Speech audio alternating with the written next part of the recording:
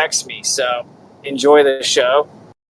But when it comes to like hijacking me, that's totally different. That's me giving them consent to like control me, not just watch me as they can't control me, right?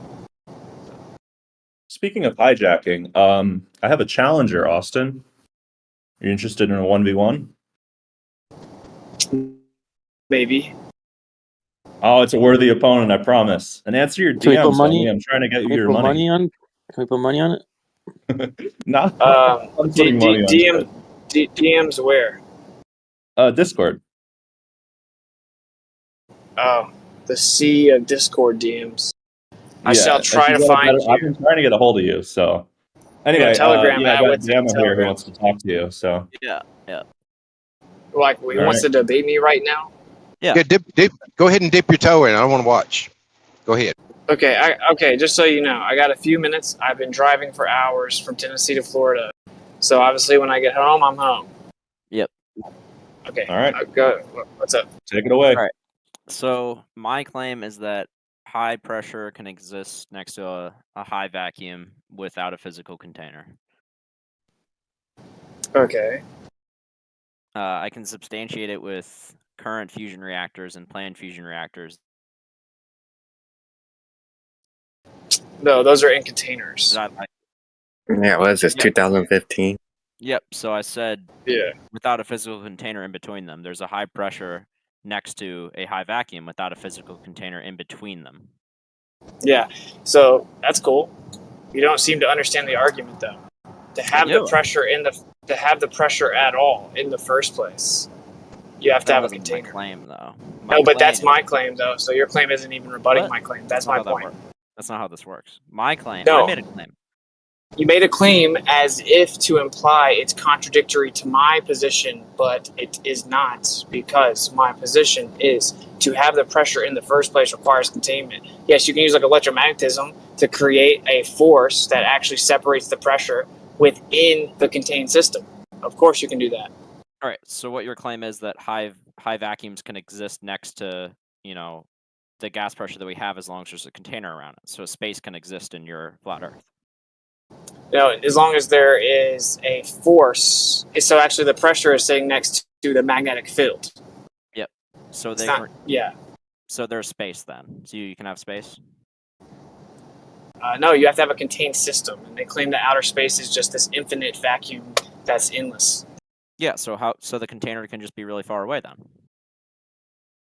No, the gas... wait, so what's the force? What's the actual force that's keeping it controlled within that? I don't know. It's your claim that you can have, that pressure. You said that you can have high pressure next to low pressure, correct? No, there's something in between those pressure zones. But I demonstrated that there isn't something in between them. No, you didn't. You used a magnetic field. Yeah, that's not a physical container. Is that something in between the pressure? No, it's not physical. Magnetism's not physical. It's not a physical container like a barrier. It's not. Yeah, it's not a material container. Which is why you still have to have a material container to even do that observation. Yeah, so there's a container, but we can have space inside of our container.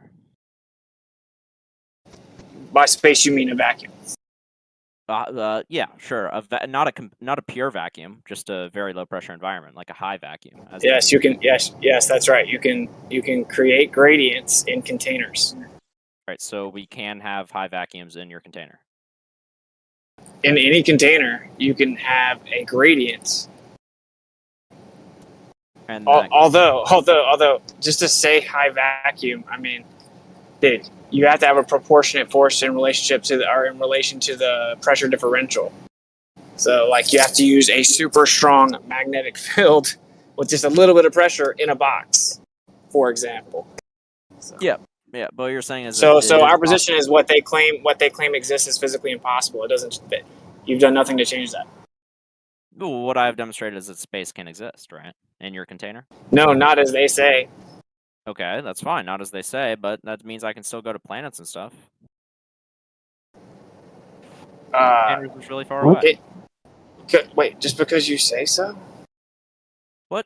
because the container's really far away, we can have, high vacuums. So what are you exactly disagreeing with? Oh wait, The fact no, that no. it's Of course, in theory, the stuff in the sky could be within a container, and you could, in theory, go to them. What's your Oh. point? Okay, so interplanetary travel exists, and I can go to. Oh, the now you ISS? just evolved to a baseless assertion. What you just said? You could go to them inside your container. You said You just said that. interplanetary travel exists. You just stated it as a fact. Like I said you could do interplanetary travel. I don't know if I said you. You said it exists. Yeah, so it can exist. You just said that we can. okay. Well, now you're changing your claim. Yeah, okay. And that we can have stuff inside the container that we could go to. You said that. Correct. So interplanetary travel can exist if you Yeah. said that, right? In theory, yes. Okay, so NASA isn't lying then? They can go This. to There you go. See, the completely non sequitur. Well, it's because I very clearly tried to get ahead of this by saying that, but the way that they describe it, what they claim that they're doing, and how they claim they're going where they claim they're going, is impossible. So you can't just jump to NASA's telling the truth. No. Yeah, so what I'm struggling to understand is that, like, so what? NASA is just lying about the gravity part, but it could just be magnetism? I mean, that's not a huge lie. Oh, well, if there's magnetism strong enough to hold a pressurized system next to anything like what they're saying, there's no way you're going through it. I mean, My you guy. said it's possible in your container. I said it was possible to get through an extremely strong magnetic field that's not materially accessible. You said it's possible. Yeah, you said you I could never- go to other planets if they were inside the container. If they were like inside of the magnetic field. Yeah, so I'm confused. Like, what's the? But you're claiming they're outside the magnetic field. Yeah. Okay. Do you not get those are opposite things? I do. Okay. Yo, Take more the L. you hear me? Take the L. But hey, now my turn to ask you a question. Yep. Okay. Do you have any exclusive evidence that the Earth moves around the sun? Exclusive evidence. What would you determine as exclusive evidence? It can only be explained by the Earth going around the sun. Seasons. Why exactly are seasons? Why are seasons exclusive? Because any other model that you try and map them with just breaks down logically. Logically, how so? What logic specifically? The heliocentric model is the only one that actually works logically in terms of you can map it, on a map. We have our globe that we can use to map the seasons. Logically, wait. Logically, in terms of you can map it. Yeah. It's the only one you can Okay, model. so to apply your logic, any model that can map out the movements of the stuff in the sky becomes viable and is equally valid or viable to whatever you believe? Yeah, because we apply stuff with it every day, and it corroborates. So other models. our only requirement is to map it and corroborate it with other models and observations, and not have to change it for certain things we observe. It literally all ties together. We use G to predict the way on Earth, and we also use it to predict the paths of objects in the sky, the seasons. Okay. I want you to remember what you're saying here, because you're going to flip-flop. Yeah, sure. So you're saying you are guaranteed going to flip-flop. Yep. So you're saying you said, and you don't have to change it because of things that are observed. Okay. So you mean like in 1933 when Fritz Zwicky saw the Coma cluster and the galaxies should be escaping the cluster, but they weren't? But there was only 1% of the mass needed to create or generate the gravitational field, the strength needed to keep them from escaping. So then they just changed it to say that there was 99% missing mass there that they then called dark matter years later. Well, so applying your standard, we must throw that model out, right? Well, I'm kind of confused because we were talking about heliocentrism, right? Why did you kick it off to galaxies? That's not logically consistent. They are directly joined at the hip. No, you asked me about heliocentrism and about the Earth going around the sun. That's true, but with galaxies. So first of all, if the Earth is moving around the sun, then you're invoking the heliocentric model, which is actually a misnomer because it's a solar barycentric model, which is actually going around the great attractor in your model. You can't just pick out heliocentrism and then act like it has no other domino effects, because it does. If the Earth is moving around the sun in a solar system, now it's doing that based on all the observations we have today. It's doing that as the sun moves through space at 500,000 miles per hour, dragging us with it. And then our galaxy goes through space at 1.2 million miles per hour. And all of those are joined at the hip. You can't have rotation or orbit or these other motions by themselves. And you literally have to invoke all of them. So anyway, and it's fine. We don't have to go all the way into the dark matter thing. That's fine. I'm just making a point that the logic you're the No, it wasn't. It absolutely a red was. herring. You asked me about heliocentrism and the Earth going around the sun, and then you're like, "Well, what about the galaxies in 1933? What is it? That doesn't make any sense." No, it was a response to you claiming that it's the only model that you don't have to change things for observations, and that isn't true. Okay, what about? It doesn't make sense. Okay, no. Okay, first of all, we didn't say specific. Okay, it wasn't, because the solar system is in the rest of space, but it doesn't matter. Okay, what about Mercury's perihelion shift? Yeah. Okay. What about we use general relativity for that? And it doesn't work. General relativity doesn't work? No, it's just closer than Newtonian gravity. Yeah, which is already very close. Okay, see, so we do have to change it. Okay, and there's actually like 5 different proposed changes just to make the math work. The most popular of which calls Mars a massless path, and then they'll invoke like a greater black body radiation from the sun, increase the charge arbitrarily. There's another one. You have to do one of these to make the math work. So there's another one where they'll claim there's like another planet that we just can't see that's close to Mars that's slightly affecting it, and they'll literally put the mass of that imaginary planet in the equation. They'll literally put like a massless path in the equation, right?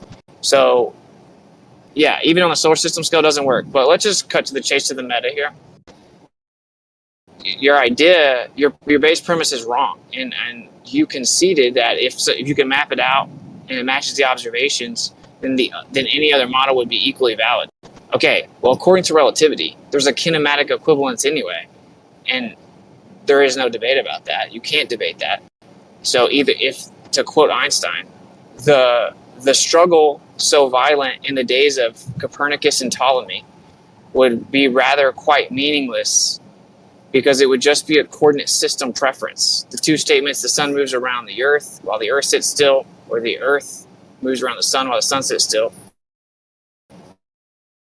are valid. It's just a coordinate system choice. Paraphrase slightly. So we have, like I said, models that predict things, observations that corroborate that model, models that predict things that we haven't discovered yet, which all ties into heliocentrism. So I just want to know if you have anything, even if it's half as good. I would like to see that. Just name one thing. You haven't actually named anything. Name a specific thing that's somehow exclusive to heliocentrism. You haven't actually given an answer to the first question. Predicting where Neptune is? Why is that exclusive to heliocentrism? Because we use math derived from heliocentrism, such as gravity.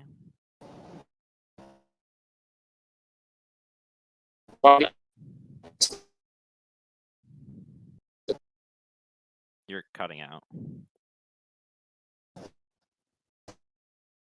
Yeah, you're roboting for a second, Witsit. Maybe give it 20 seconds or something.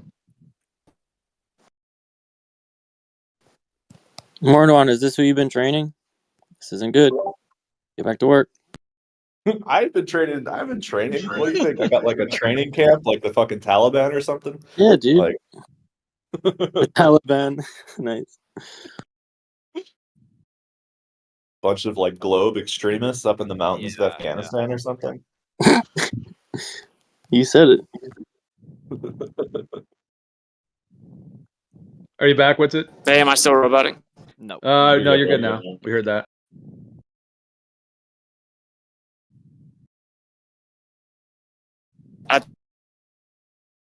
So You're roboting again. Yeah, we only heard the "Am I still roboting?" Now you're roboting again.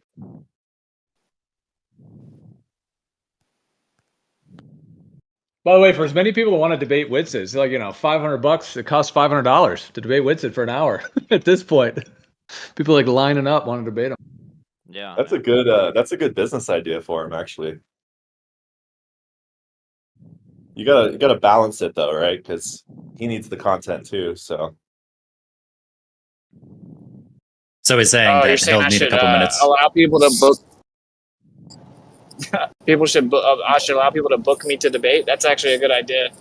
it's a very good idea. So Yeah, I'm back now, right? Yeah. yeah. Yeah, we can hear you now. I mean, okay. people pay $100 Okay. an hour for whatever. They pay $200 an hour for for different services. Go ahead. No, I think I'm actually going to do that, even just for the laughs. All right. Okay, yeah. Where we were at was I'm asking you you said that we use math that's heliocentric dependent, and you're talking about gravity. So why is gravity strictly heliocentric dependent? Well, because we are using it to predict orbits that had certain distances, and specifically it was the path of Uranus that wasn't making sense in terms of the attraction between some unknown body. When we observed its path, it didn't add up. So we did an inverse problem, basically, and determined that there should be an object around this area in the sky using universal gravitation and heliocentrism. And we looked in our telescopes and we found Neptune. That isn't what happened. That doesn't what?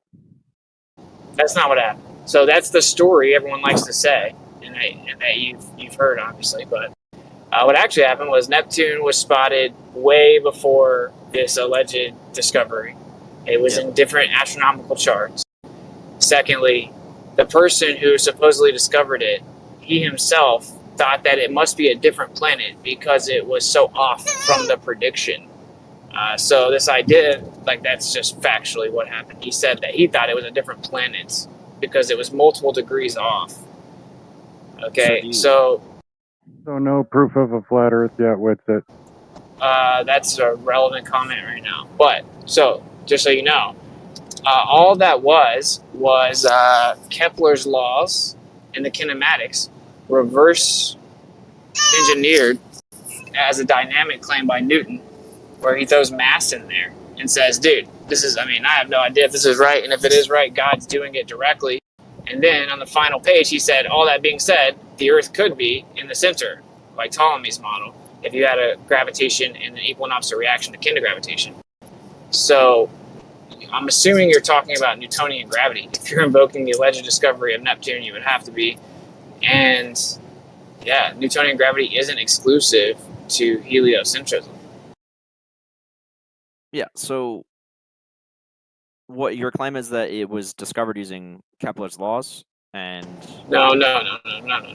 Okay. I'm saying that the actual dynamic equation of gravity was derived from Kepler's laws. The periodicity and radii of the quote-unquote planets, that relationship was used by Newton to reverse engineer a dynamic claim simply by introducing the value of mass.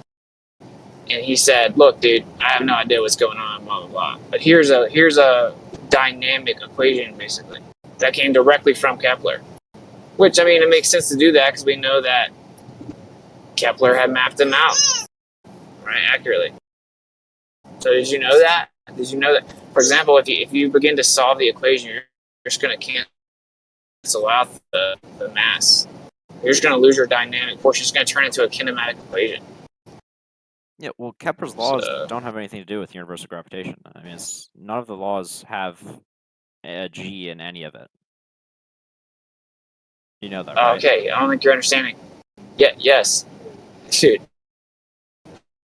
It is used as a foundation to then create the gravitational equation. So, okay, but anyway, just to move on from this, very simply, like Neptune, planets moving, Mercury, every motion observed by the planets, retrograde, their cycles in general, because they all have their different periods of cycles. None of that is exclusive to heliocentrism. It can all be explained with geocentrism, both kinematically and dynamically. There is a Newtonian equivalence, right? So you can look up. I don't know how familiar you are with this. You've probably heard me say this a million times. One of the papers, certainly if you're here with him, you would know about this, is Luka Popov. Right, and it's a Newtonian, I always butcher the name, but it's like Newtonian, Machian analysis of planetary motion. Luka Popov, European Journal of Physics.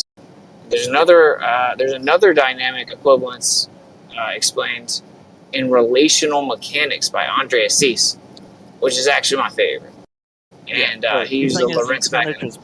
You kind of just buzz past the part where, you know, I gave you the discovery of Neptune, and then you just told me, well, Neptune was discovered before, but I would like want to see a citation for that somewhere. No, that's not all I said.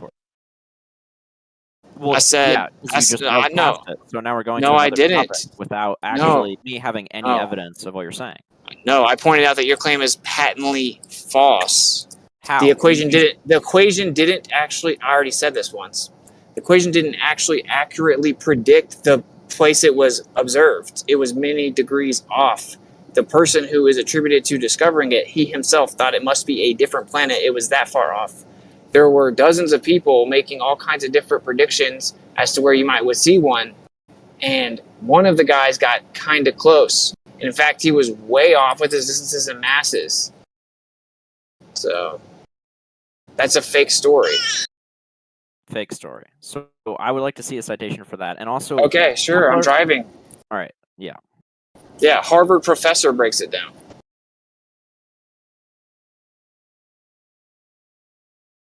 So it's a misnomer. Basically, it's like he got very lucky, is what they say. The official story is that he got super lucky because he was super off with the distances, but just so happened to be almost equally as off with the masses. So it got him pretty close within a few degrees. And it just so happened to be the perfect portion of Neptune's cycle that allowed them to see it. It's just like Avical's cycle. So really lucky proves geocentrism. That's a straw man. You claim to prove heliocentrism, and I just directly rebutted and refuted that. Just a second. Okay, yeah, I'm driving, dude. I'm driving. Okay, I'm about to answer the phone though. Yeah, and also this was about whether it's exclusive to the Earth rotating, right? I mean, that was, or not just the Earth rotating, but geocentrism. But it was whether you were saying whether what is your name again? Gamma No Hack. Whether it was exclusive to what you're purporting, right? Yep.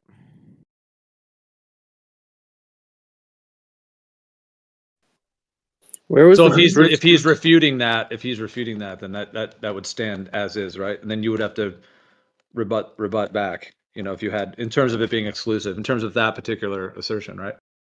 Well, yeah, I guess it's pretty easy to refute when you can just say that it was a lucky guess and that he didn't actually use, universal gravitation to do it, and it has no bearing on heliocentrism. Evidently, I've no he's provided no. I get that he's driving, but in order for me to continue a conversation with it, I'm not just gonna agree that he's right. Bro, Neptune has been seen many times before what you're talking about. Even Galileo saw it. Galileo. Yeah. They didn't know it was a planet, though. If we're hopping off a 1v1, yeah, Galileo never verified it was a planet, and none of that knowledge was... it's only after the fact of the discovery of Neptune via the methodology we're talking about that it was actually discovered. But Mordwan, you actually conceded to this just a couple weeks ago. Say that you understand that this point isn't exactly valid. That Neptune's discovery is not, the way they gave us the story isn't exactly accurate, or there's some suspicion to it. They knew it was there, but the calculation showed them where it was, and then it was a planet. They would have So had I'm They back. no didn't, know, idea. they didn't know it was there, but Witsit's back, so let's take it back Sorry. to a 1v1. Yep. Okay, Sorry, yeah. Bob. So like, I'll give you the citation. I'm aware that almost no one's heard of it until we bring it up, but I promise you that's the case. So, I mean, we can just move on. I can't give you a citation right now unless, like, Alan's handy. He can give it to you. I dropped it in here before. You could maybe search it. I think it was a screenshot, though. Was it from you? Yeah. Is it the Luka Popov thing? No. There's specific resources about the actual discovery of Neptune specifically. But of course, like everything, it's like kind of suppressed and hard to find. There's actually the original quote breaking it down comes from a Harvard professor, and he writes about it, and it's like hard to find. I almost bought a physical copy of something. It's like insane, but I have it, and I know Alan has it. Anyway, it doesn't matter because like even the mainstream sources about it will say like, yeah, he was off, but here's why he was off. And I even gave you the stillman of their explanation, right? Which was that he was off the distances, but coincidentally also the masses, so it compensated. And it's just so like the official explanation is that he got lucky based on that and where Neptune was in its cycle, where it was easier to observe, or it was the closest, and so it minimized how far off he was, and that they wouldn't even have been close if it wasn't that convenient portion of Neptune's orbit, like cycle. So. Anyway, though, bro, like what I'm trying to tell you is you could literally say that it was perfect prediction. It wasn't, but say it was. Newtonian gravity, there's a dynamic equivalence within Newtonian gravity of heliocentrism and geocentrism. It wouldn't even matter. You could predict Neptune's position using Newtonian gravity in a geocentric model. Have you done this? No, I haven't done it. There's no reason that I would need to do it. Because you can, but has anyone done this before? Well, yes, I just told you 2 people have broken down the mass relationships of orbit within Newtonian gravity from a geocentric position. Right? Luka Popov has that one paper, and he actually has 2 subsequent papers that weren't published because the second one is much more like specific as to how viable geocentrism is. So it wasn't published, which is so funny because there's nothing wrong with the math or physics. But anyway, and then there's Andre Assis, right, which he wrote Relational Mechanics, and he does all the math explaining. So yeah, as long as you can establish the mass relationship using gravity from a geocentric position, you could do all the planets, right? Because it's based on mass. So yeah, I mean. And then obviously all observations, which is all that was, they saw Neptune. They all work from a stationary Earth. I mean, in fact, that's how we map it out. Yeah, we map it out with a stationary Earth from heliocentric distance, right? 1 AU. Yeah. But I'm saying even the distances wouldn't be exclusive to heliocentrism. So would you say this is like this? Would you say this is like a post hoc analysis, like what they've done with this Neptune thing? Is it a post hoc association? Admittedly it is, because they had to correct the actual equation, right? And what they do is then now they know the mass of Neptune, or you just made the mass what it needed to be, right, based on where you saw it, which is what actually happened. So yeah, post hoc by definition.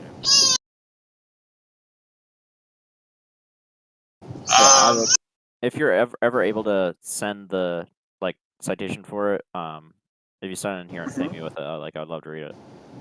Yeah. Also, DM me on here. I'll try to remember to do it when I get home and get everyone settled. All right. Yep. Yeah. Well, I was going to say something else, but anyway, I can just I'll tell you this. I'll help you here if you're actually new to some of this. So most people think only heliocentrism would work with gravity because the sun is so big, it has such a great mass that everything moves around it. So how could Newtonian gravity work if you didn't have everything going around the sun, since it's based on mass and the sun's the biggest mass? But Ernst Mach is the first one that pointed out that Newton assumed the sun was in the center of the universe and was wrong. And now we know space is much bigger and there's way more stuff. If we account for how much more stuff there is, if all the mass in the universe was rotating around the Earth could be in the center, even though the sun is a bigger mass, it would also move around the Earth. It's called the Machian principle that was originally ridiculed and Einstein rejected. Then he later wrote a letter saying, I was wrong to reject it. You're correct. In fact, if I don't integrate, if your principle's wrong, then I can't even put forth relativity. So that's the actual history.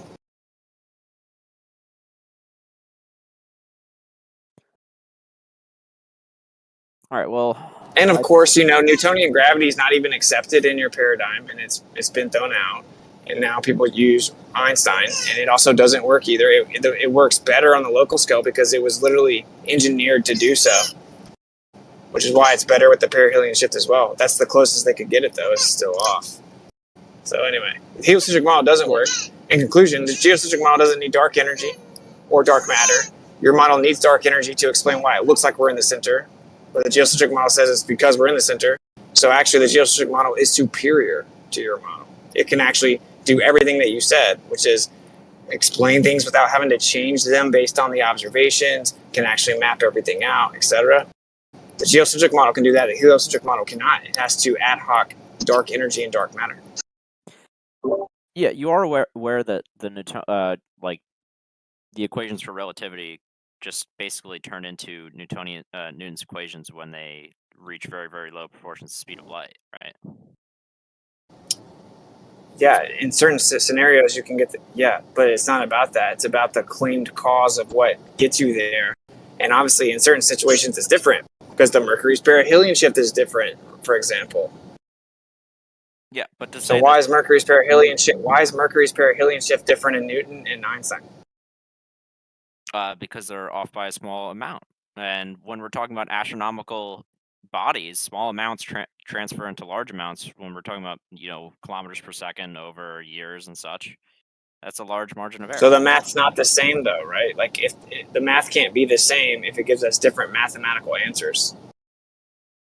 They give us same mathematical answers when we're assuming like low fractions of the speed of light. They just reduce into each other. Well, how fast do you think that Mars is going? I mean, Mercury. You think Mercury's going the speed of light, bro? Obviously not the speed of light, but it's going much faster than the other planets. Yeah, nowhere even remotely close to the speed of light. Yeah, I know. I didn't say anywhere close to the speed of light. But well, again, that's what you said. You said that Newton's and Einstein's answers are the same as long as it's not close to the speed of light. Yeah, but Mercury is going much faster than the other planets. So you're going to have, like I said, over astronomical distances and with velocities like that, the error of margin that you get off from relativity can greatly affect the overall system. If you increase your velocity, you're just going to get increasing compounding errors. Came back, did it? Thank you so much. You did? You didn't have to do that, but thank you. Thank you, guys. I might. Yeah, he's just hot micing. You're welcome. You're welcome. Yeah. You kind of changed it there and said that it's moving faster than other planets, which is non sequitur, right? The original claim is that the math will be the same if it's not the speed of light or close to the speed of light. Then why is it different from Mercury? Because Mercury is going faster than the other planets, significantly faster. That's non sequitur. It's not non sequitur. You asked me what's the difference between the two, and I explained the two. No, I'm saying it's not. It may be going faster than other planets. That's non sequitur, though. It's not going close to the speed of light. Yeah, I understand it's not going close to the speed of light in terms of what you may consider it to be, 99%. I'm not saying it's going 99% the speed of light. Not even close. Okay, so then they should be the same according to your original claim, but they're different. So. Yeah. But it doesn't even matter. It doesn't matter. Yeah, okay, it doesn't matter. Yeah, did you know that they're literally opposite babies crying? Just like. Shut that baby up. Is that a baby? I thought that was like a Glober over talking you. My bad. That was left lane.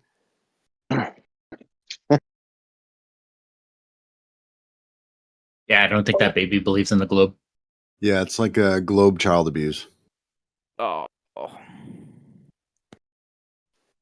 That was a direct insult to the Globers, not the baby. No babies were harmed in the making of this comment.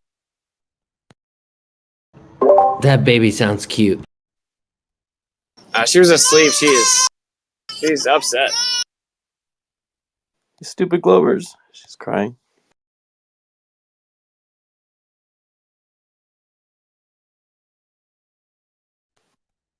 So how many points did Witsit get, and how many points did this guy get? Gamma?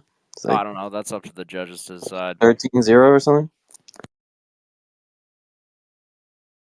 It's not even a debate. You're just like being educated for free, dude. It's nice. I mean, GR doesn't really work in reality.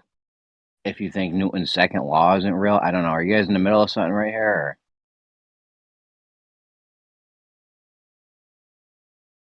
All right, when you drop something. No, Jeremy, let me hand it off to you and explain the difference in relativity and Newtonian gravity and how they literally can't both be true because they're opposite claims. Well, I'm more concerned about Newton's second law because they'll hold on to that's something they need to hold on to. You can't get rid of Newton's second law. You know what I'm saying? And you can't get rid of GR either. But there's a massive problem in there because when you drop something, you have mass accelerating. I don't think that's just basic physics, right? They teach every kid. What's up? Real fast while she's quiet. I mean, they're fundamentally opposite claims in a few ways. Einstein claims that relativity claims that gravity is the effect of the bending and warping of space-time and is specifically not a force, whereas Newton says it's an intrinsic property of matter and is a force.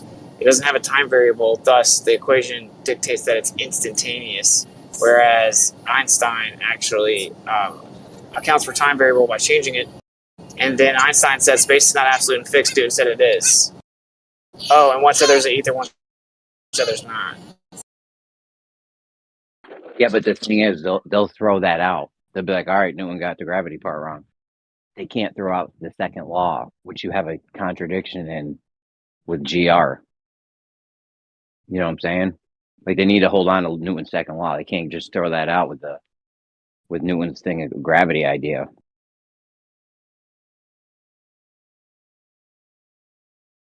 Like if you drop something, you got mass accelerating. I don't know if anyone's denying that. I'm probably not even going to want to engage with that, but when you drop something, you got mass accelerating. Now, GR said that happens because space-time's bending and there's no force there in the general relativity scheme of things. However, the Earth is moving up. It's not accelerating. You're wrong, sir. However, you have mass. Newton said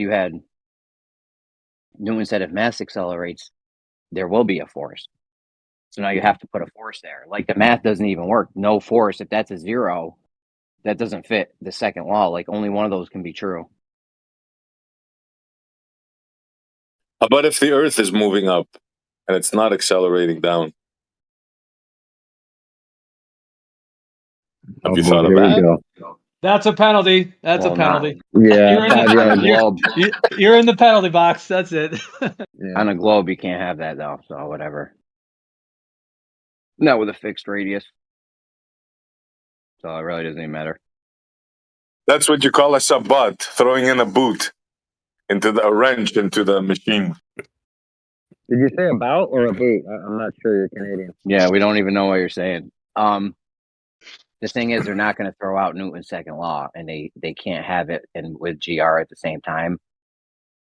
There's definitely like a contradiction there, with the force and no force. Obviously, bro. One is a fabrication of time and space made into a fabric, actually making a dimple into the fabric of space, and the other one is matter attracting matter. Obviously, two contradicting things. Nothing could be more different. How do you figure? What do you mean? How do I figure? That's the model. Correct me. Where am I wrong? Correct me. Okay, so according to relativity, matter bends space, which results in mass attracting mass. Well, it's really not. It's really falling into the gravitational well, right? You sure you know the model correctly? I'm pretty sure I do. Well, then you should know that what I said is correct. It's not an attraction. They explain it like, the trampoline where the ball falls in. That's how they explain familiar. it. Yeah. Okay, so what I guess my question is, where do you see the contradiction? Sounds like Omnivore. I said that. The contradiction is in Newton's I just laid it out a minute ago. The contradiction. No. So that's a separate issue. This is SE's mass attracts mass is completely different from mass attracts mass is a completely different thing from bending and warping of space-time. The bending and warping of space-time results in mass attracting mass. No, it results in something falling into a gravitational well. Not the same thing. Yeah. No. Exactly. Why is that not the same thing? The gravitational well expands around an object, right? Okay. Yeah. And when a smaller object falls into the gravitational well, falls. That's the key word. Falls, right? Yeah. It falls. It's not pulled. So literally, what it's doing is it's rotating through a geodesic. He's saying it's a tunnel. But now you're changing the story. Like a real No. I'm because you're trying to draw a fine distinction. I'm making sure that you use the correct language. No. He's not trying to draw anything. Like, you're trying to pretend they're the same. They are just inherently different. Why? How so? Fundamentally different. How so? Because one says gravity is a force. It's basically like it's pulling an object to it. It's an inherent, innate property of matter. The other one's saying gravity has no such innate property. It's just the effect of its surrounding that causes an object to fall down towards it. There's nothing being pulled. There is no force. There is no attraction. There is no innate property. They are fundamentally different. Correct. Completely different. So once again, how do you figure this? We just explained it to you. I explained it to you. None of that. Yeah, the problem is none of that actually makes any sense. So to you, none of that makes any sense. Wait. None of what I said made sense. Yeah, that doesn't. Okay, let's go through it. Can you think it does? Okay, let's go through it. Name one specific part of what I said, since none of it made sense. Yeah. So one of the things that you said is that there's apparently some sort of substantial difference between mass attracting mass and things falling into a gravity well. Gravity being a force or not is a distinction. However, it's not the distinction that, for example, Jeremy thinks it is, right? You're totally dropping the ball, man. You said everything I said. You said nothing I said was true. I said none of what you said made any sense. Okay, you said none of it makes sense. Yep. I gave specific examples of why they are fundamentally different. Would you like to state one of the specific examples that I gave and explain how it, quote unquote, doesn't make any sense? Sure. One of your claims is that gravity is a force in Newton, and it's not in relativity. Okay, so if I say one theory claiming gravity is a force, and the other theory saying gravity is not a force, if I say those are not the same, you're claiming that makes no sense? Yes. Well, I can see why it makes sense to you. That's true. But, do you know what makes sense to me? I'm sure a lot of things make sense to you, but the reason why it doesn't make any sense to or shouldn't make any sense to the listener is because in relativity, gravity is a force that causes coordinate acceleration. Yes. No, it's not a force. Well, it's an effect that causes coordinate acceleration. Okay, right? So the whole point was one says it's a force, one says it's not a force. So they're different. You're saying no, they're not different. To claim they're different doesn't make any sense. And then to support that position, you said that gravity is a force in relativity. But then you said that it's not again. So now we're back to how one says it's a force, one says it's not a force. So, so the distinction is not what you think it is, right? That's you know your, what? that's You your, know. that's You your know rebuttal. what? Yeah. You know what an inertial force is, right? Is an inertial force a force? A fictitious force? Is centrifugal acceleration or a centrifugal force a force? Is that a force to you? Not all inertial Ohmic forces force are out of fictitious. force. EI force O force. What's the, say again? How many pseudo forces do you have in your model? There's quite a few. It depends on. Yeah. Give me a number. Yeah. I don't know the exact number. Well, I'm gonna quote Zanuck here. How about infinite? Okay. This You okay with it's that? just so weird. It's so weird that people play this game. It's Well, just so the game that's being played here is this. You say it's a force. The documentation says that you can describe it as a pseudo force. What's actually going on is a distinction between coordinate acceleration and proper acceleration, right? And are you going to claim that you don't understand the difference between those I two understand things? it better. I understand it better than you, I think. I seriously doubt that. I got you. I'll show you. So, the claim is that you can call it a force colloquially for intents and purposes because the effect is the same as if there were a force. Kind of. No, So- that's exactly the position. Okay. No, I don't agree with that. Sorry. Well, I don't need your agreement. Well, you kind of do. That's fine, Omnivore. Yeah. Hold on. Didn't you use that argument with me just before? Didn't you call it a force before? I called it a pseudo force, or if you don't like the term pseudo force, then we can go with an inertial force. That'll work. You wear as well. flip flops in winter, Omnivore? Do I wear flip flops in winter? Or you guys are in the weeds. So point is, No, there's only someone like relativity and Newtonian physics. He's stated them profusely. There's 4 of them. You guys just went through the first one. You still haven't described how they're the same when they're literally definitionally not the same. One's a force, one's not a force. So what makes you think that these are not the same? Literally, one's not a force and one's a force. So the Literally one that is actually a force according to Newton is just a pseudo force in relativity. What's pseudo mean? 1 second. Not. Yeah. Not a force.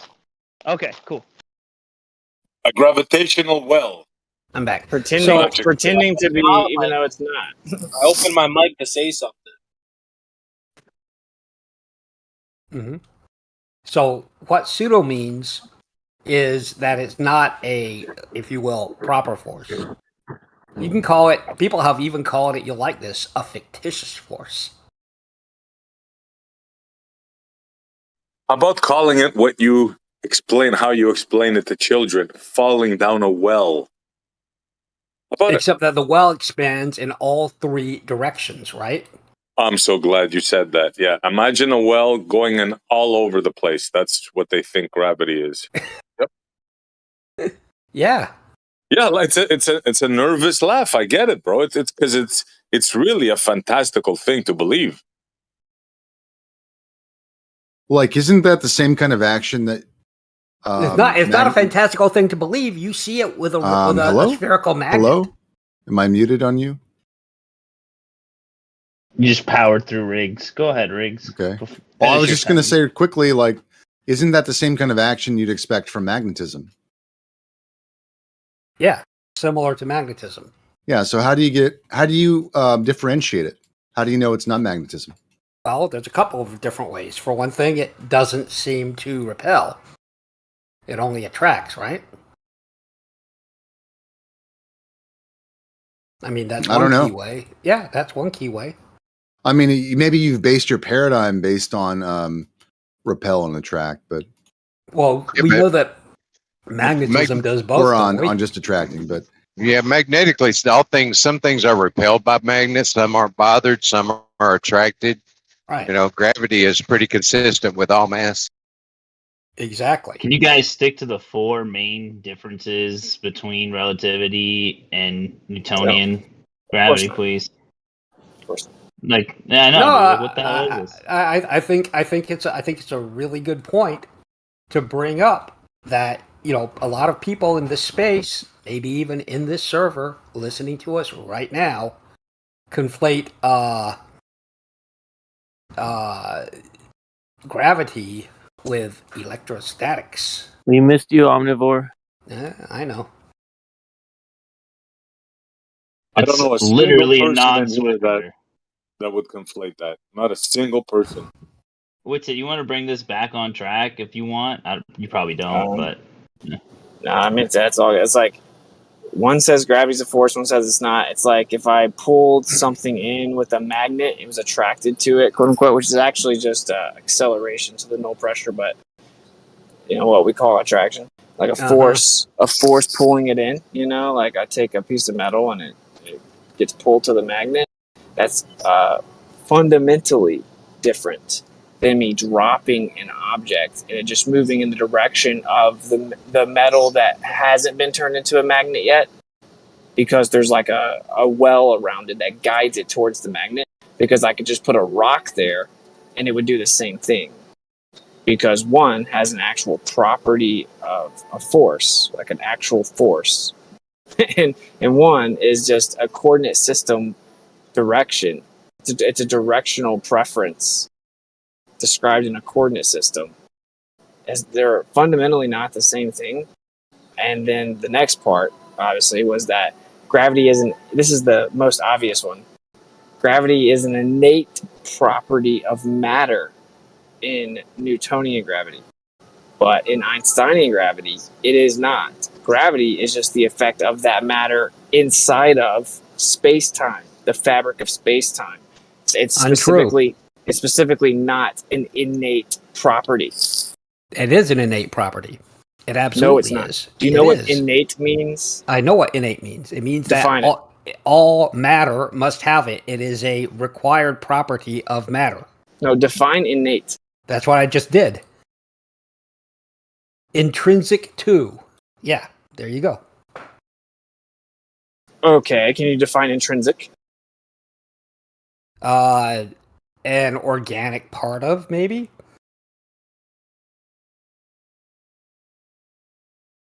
Sorry, I was checking the lid. Aurora. Okay, yeah, so built into, innately part of, comprised of, whatever, something like that. Sure. So, yep. Okay. So, according to relativity, gravity is not a force that is innately built into matter. What it is the reaction between matter and the background, space-time. Meaning, if you didn't have space-time and you only had matter, then you wouldn't have gravity. But according to Newton, no matter where you had the matter, with or without space-time, you still have gravity because it's innate. That's there is no way to get out of that. Yes, there is. That's absolutely there is.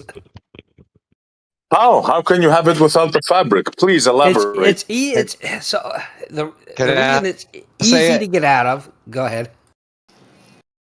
Yeah, all matter bends space-time and produces the apparent effect of mass attracting mass. That doesn't in any way address what I just said. Let me just repeat it. Okay, he's saying that I said in Newtonian gravity, gravity is an innate property of matter itself, whereas in Einsteinian gravity, it is not. It's specifically the reaction between matter and space-time. So in one scenario, with or without space-time, you have gravity because it's intrinsically a part of matter. But in relativity, if you did not have space-time and you had matter, you would not have gravity. So what you're saying is in the universe, in creation, if we didn't have matter, we wouldn't have gravity. That's not what I said. That is what you said. No, it's not. No, it's not. It is. It's literally not. No, it's in not. your world, You're just going to keep talking about something I didn't say. What in your world? What is space-time? What do you think it is? Wait, time out. So, do you agree that according to relativity, if there were no space-time, there would be no gravity? Yes or no? No, I do not. If there were no space-time, there would be no mass. Okay. Oh my God. Wait. I'm just going to ask it again. Do you agree that according to relativity, gravity is the effect of the bending and warping of space-time? Yes. Okay, and that's based on mass being within that space-time. It is based on the nature of space-time. So there's different kinds. There's two different kinds of mass that, to our understanding, at least nobody's ever been able to show they're different, are identical in behavior. Inertial mass is identical to I forget what the term is. Material mass, I guess. But are you just like trying to like ramble non sequiturs? No, I'm not. Go ahead and repeat your question again, Witsit. I heard the question, and the answer is. Wait, can you repeat the question? What was my question? Yes, your question is: if there was no space-time, meaning, as far as I can tell, no reality, would there be gravity? That was not. Yeah, that wasn't my question. If there was no space, laughing. if there was no, I am amused. If you have there to was change my question to pretend that it's stupid. I don't think I have to change it for that. Well, you just did though. Then why did you? Okay, then can you stay with my actual question? I explained to you how that question. What was the question? Kind of dumb. Yeah. What question? The question was, if we didn't have space-time, would mass attract mass? No, that wasn't the That's question. not the question. Or would we have gravity? Go ahead. All right. Let Witsit repeat it, please, for the room. Go ahead. Okay. According to Newtonian gravity, gravity is an innate property of matter. So as long as you have matter, you have gravity. It's intrinsic. It's innate in the matter itself. According to relativity, gravity is just the effect of the bending and warping of space-time, meaning it's literally just an effect of the reaction between matter and space-time. So in one scenario, Newtonian gravity, you would have gravity as long as you had matter. In the other scenario, in relativity, without space-time, you would have no matter. You would have no gravity. You have no gravity. So you said it right the first time, though. So without space-time, you also wouldn't have any matter. No, that's not even. You're just making that up. So this is the question. The question is simple. According to relativity, if there were no space-time, would there be gravity? If there were no space-time, there would be no universe. Can you answer my question? Yeah, the answer is meaningless. I've been trying to explain that to you the entire time. He's not being just dishonest. So dishonest. I'm not at all dishonest. I am 100. I am 100% honest, and I'm telling you that the claim that without gravity would there be space-time, or without space-time would there be gravity? Without space-time, there also wouldn't be matter. Let's not forget that's a your non-sequitur. original claim. Your original claim was that in relativity, right, matter does not have gravity is not an innate property of matter, right? That's what you disagreed with. And then you laughed, acting like it was super easy to get around it.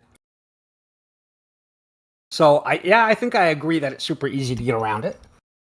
Oh, Jesus. All right. At least you acknowledge you're trying to get around it. Trying to claim that you can have a universe without any space-time. Yeah, I didn't make. First of all, I didn't make any claims about space time.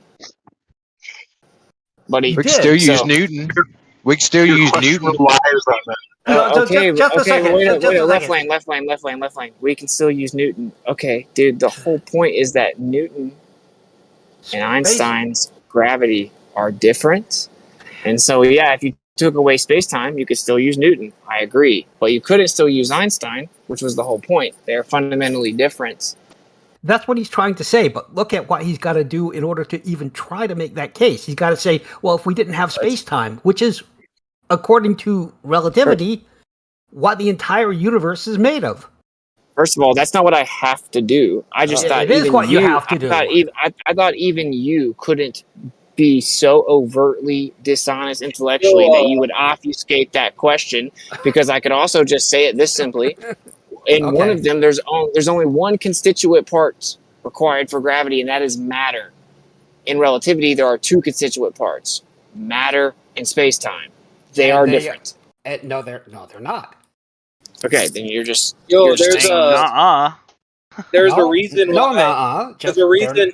There's a reason. Yo, be quiet for a second because you haven't answered the question once yet. There's a reason why whenever you watch any kind of documentary on Einstein or relativity, they say it was one of the greatest leaps forward in human thought and paradigm. Yeah. They call it a paradigm shift. A paradigm is a worldview. So the whole worldview had to shift when Einstein came up with relativity. It's definitely not the same thing. No one even makes that argument. Why are Globers making non-arguments all of a sudden? So the reason why because we nobody point is out making the problems with relativity, so they the still reason need to invoke Newton. no, so there are no problems with relativity. There are no problems with relativity, that none that you've pointed out. And the reason why I'm making this point is because I think it's super important for to make it clear that what you're trying to accomplish by saying that these two things are in contradiction is not actually a contradiction. You just keep saying So let me that, answer but not Noah's provide question. why. I'm about to pull into my house. I'm about to pull. Hey, Carnivore, can you chill for just a sec? I'm about to pull in my house, so I'm gonna have to back out of here. But I'm gonna answer his question. The reason that they do this is because they need to be able to still invoke Newtonian gravity. Because when we point out the issues with relativity, they want to fall back on Newton and claim it's true. And another reason for that is because it's simpler and easier for them to pretend to understand, and they don't have to get into the nuances of what relativity requires to be true. So they have to keep, long story short, they have to keep Newton at the chest and protect it. They can't let it go. So now the way that they do that is to try to claim that they're the same. They want their cake and they want to eat it too. All right, I love you guys. I'll jump back on here in a little bit. The cake is delicious.